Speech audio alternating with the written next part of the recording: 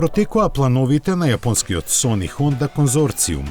Тие се далеку од амбициозни, дури би рекли и воздржани. Формулата за успех која тие ја дефинираа се базира на долгорочни цели. Имено, место како сите други деновиве агресивно да настапуваат, јапонците се одлучија за трпелив пристап во развојот и лансирањето на нови модели.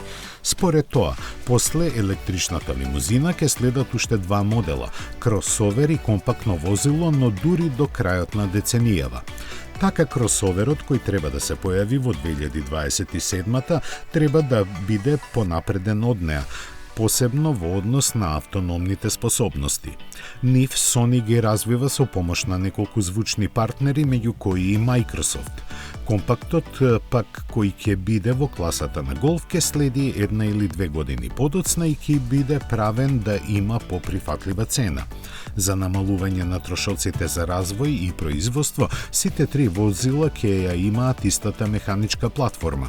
За неа засега се знае дека ќе има способности да подржи два електромотори од по 245 конски сили и пакет литиум-ионски батерии со капацитет од 91 киловат-час. Лимузината во својата предпроизводствена форма има 45 сензори, радар и камери, контролирани со моќна електроника обезбедена од Qualcomm. Дизајнот е наметлив со флуидна надворешност и големи екрани. Почетокот на продажбата е предвиден за стартот на 2026 година, а за цените се уште е многу рано да се зборува. Истото важи и за производството кое најверојатно ќе се одвива во американската фабрика на Honda во Охајо.